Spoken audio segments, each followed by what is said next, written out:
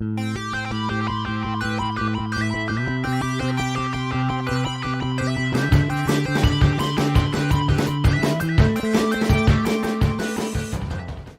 szmapów, nazywanych potocznie Danmaku, nie tyle odszedł w zapomnienie, co stał się bardzo dobrze ukrytą niszą. Te gry wychodzą każdego miesiąca dziesiątkami, zarówno zupełnie nowe, jak i remastery starych tytułów zamkniętych na sprzętach poprzedniej generacji. W tym wszystkim pojawił się jednak zespół Killworks ze swoim nietypowym pomysłem stworzenia wysokobudżetowego szmapa, który przywróci gatunek do mainstreamu.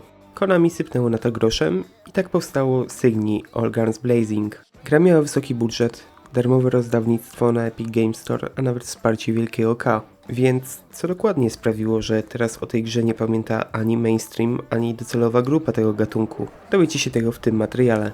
Cześć, jestem Lord Venom, a to jest kolejny film o mojej niekończącej się walce z backlogiem. Tym razem o grze Cygni All Guns Blazing, wydanej w 2024 roku na PC, PlayStation 5 oraz Xbox Series. Grę ogrywałem na PC w wersji z Epic Games Store. Nie przedłużając, zapraszam.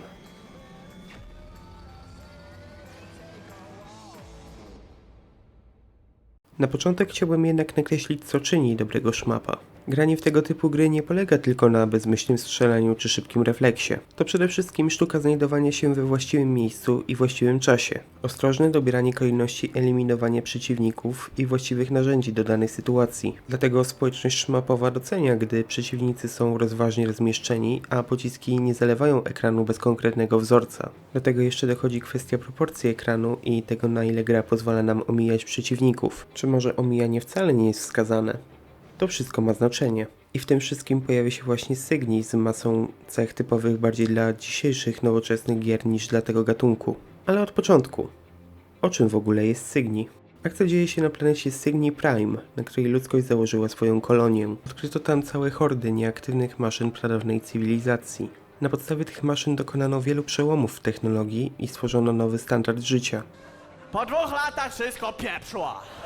To wszystko jednak zniknęło, gdy maszyny nagle się włączyły. Nie były zadowolone z nowych sąsiadów, więc wybiły 90% mieszkańców Cygni. Jedyną nadzieją ludzi w walce z maszynami są piloci z ostatniego lotniskowca, jaki pozostał na planecie. Pilotka z Intra i ewentualnie drugi pilot w postaci drugiego gracza prowadzą kontrofensywę i eliminują największe wrogie maszyny. To, co tu streściłem, to praktycznie cała fabuła gry. Nie ma tu nic nieprzewidywalnego ani emocjonalnego, tak jak powiedzmy w Ikarudze. To, co tu zobaczymy przez około 1,5 godziny, nie zaskoczy nas absolutnie niczym. No ale nie opowieścią reklamowano Cygni, a nowoczesnym gameplayem. Choć nie powiedziałbym, że wprowadza coś nowego, czego nie widzieliśmy do tej pory w gatunku. Gra oferuje nam 6 misji, które możemy ogrywać sami lub w koopie na jednym z 3 poziomów trudności. Możemy ją rozgrywać w trybie fabularnym, w którym wszystkie misje rozegramy osobno oraz ulepszymy nasz statek powietrzny. Albo w trudniejszym trybie arcade, w którym wszystkie poziomy rozegramy jeden po drugim. Gdy już rozpoczniemy rozgrywkę, przejmiemy kontrolę nad statkiem powietrznym, którym sterowanie przypomina bardziej pruszkowiec niż samolot. Może się poruszać po całym ekranie i obracać o 360 stopni. Do naszej dyspozycji mamy na początku tarczę oraz bronię powietrze-powietrze i powietrze-ziemia, bo w praktyce poziomy mają 2 warstwy i obie musimy brać pod uwagę. Nie zranimy przeciwników na ziemi i w powietrzu tym samym typem broni, więc musimy nauczyć się przełączyć w odpowiednim momencie. I choć brzmi to jak utrudnienie, tak nie jest zbyt trudno dzięki tarczom, które sprawiają, że nie zginiemy od pojedynczego trafienia. A nawet jeśli oberwiemy i stracimy tarczę, tak oczekując chwilę bez obrywania, możemy ją zregenerować. Co dalej nie oznacza, że możemy czuć się pewnie, bo oberwanie bez tarczy spowoduje utratę jednego z naszych żyć oraz utratę całej waluty, jaką uzbieraliśmy. Za walutę z kolei robią kredyty, które są upuszczane przez zniszczonych przeciwników. To właśnie na nich opierać się będzie progresja. Za ich pomocą możemy kupić nowe warianty broni, a także drony zwiększające naszą siłę ognia. Ten system ma jednak jedną, ale za to dużą wadę, bo jak już wspomniałem, gdy zginiemy przynajmniej raz, to tracimy wszystko. A mamy o wiele większe szanse na śmierć walcząc z bossem na koniec poziomu, niż ze zwykłymi przeciwnikami wcześniej. W związku z tym istnieje duża szansa, że gdy ukończymy poziom, to dostaniemy tylko kredyty za pokonanie bossa. I nie byłoby z tym nic nie tak, gdyby nie fakt, że tych jest niesamowicie mało w porównaniu do tego, co dostajemy od zwykłych przeciwników. Krótko mówiąc, jeśli zginęliśmy na bossie przynajmniej raz, to nie będzie nas potem stać na żadne z ulepszeń. Dla zbalansowania tego problemu dostaliśmy opcję przekierowania mocy z siły ognia na wzmocnienie tarczy, ale nie robi to zbytniej różnicy w samym gameplayu. Po części wiem, z czego wynika taka decyzja. Twórcy chcieli nas zachęcić do opanowywania poziomów do perfekcji, zanim przejdziemy dalej. Problem w tym, że te poziomy są długie i w większości przypadków monotonne. Nie oferują też żadnych ukrytych bonusów, znajdziek ani niespodzianek za lepsze wyniki, czy nawet alternatywnych ścieżek. Nie ma żadnego powodu, by wracać do tych poziomów.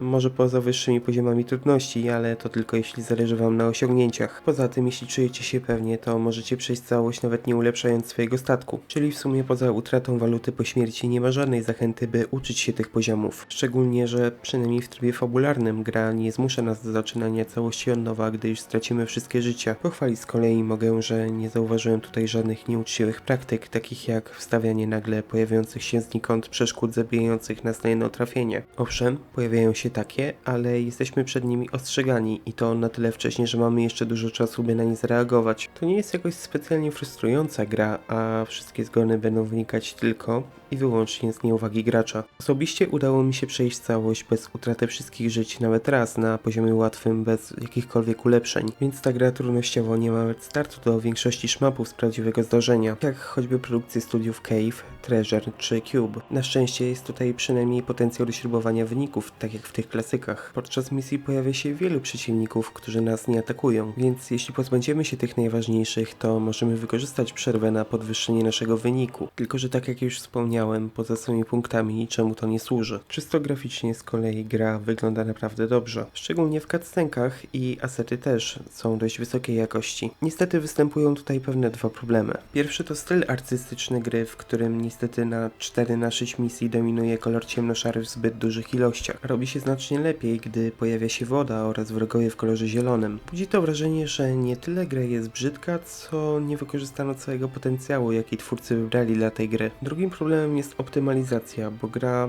męczy komputery bardziej niż ma prawo. Po części może być to kwestia wykorzystania Unreal Engine 5. Na 100% wiem tyle, że gra całkowicie wykrzyczała mi się na laptopie, który spełnia minimalne wymagania.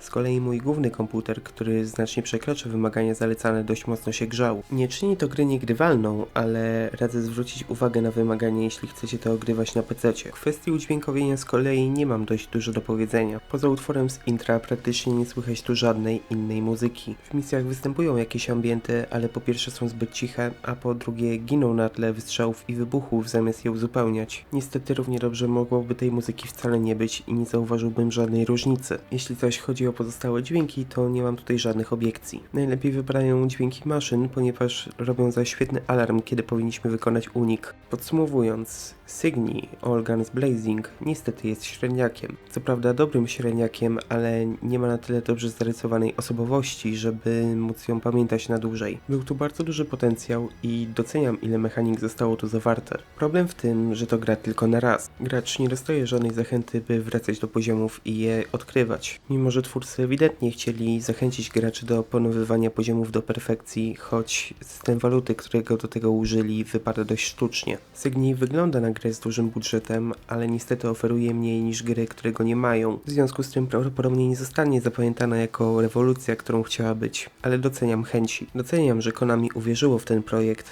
bo może w przyszłości pojawi się gra, która postanowi zrobić to samo jeszcze lepiej. Natomiast wracając do Cygni All Guns Blazing, niestety nie jest warto dać za nią pełną cenę. W chwili tworzenia tego materiału Cygni jest na promocji na Steamie za około 25 zł i sądzę, że jest to adekwatna cena, bo nie jest to ani mesjasz gatunku, ani gra na długie godziny. Raczej palette cleanser do grania w przerwie między tytułami bardziej interesującymi. Zachęcam, by ją wypróbować, jeśli dostaliście ją w niskiej cenie, a nawet w przeszłości zabraliście ją na Epiku, kiedy była jeszcze dostępna za darmo. Za podobną cenę w gatunku szmap możecie znaleźć znacznie więcej o wiele lepszych alternatyw, ale jeśli już ograliście ich sporo, to równie dobrze możecie sięgnąć po Cygni. Jest to trochę rozczarowujące, ponieważ naprawdę chciałem polubić tę grę bardziej. Na tym zakończę swoje przemyślenia. Dzięki wszystkim, którzy dotrwali do końca materiału. Jeśli Wam się spodobało, zostawcie suba i łapkę w górę. Możecie też kliknąć dzwonek, by dostawać powiadomienia o moich następnych materiałach. Ewentualnie zostawcie komentarz i podzielcie się własnymi myślami o Cygni. Polecam też obczaić starsze materiały i jak zawsze zapraszam ponownie na moją kolejną walkę z backlogiem. Mówił do Was Lord Venom.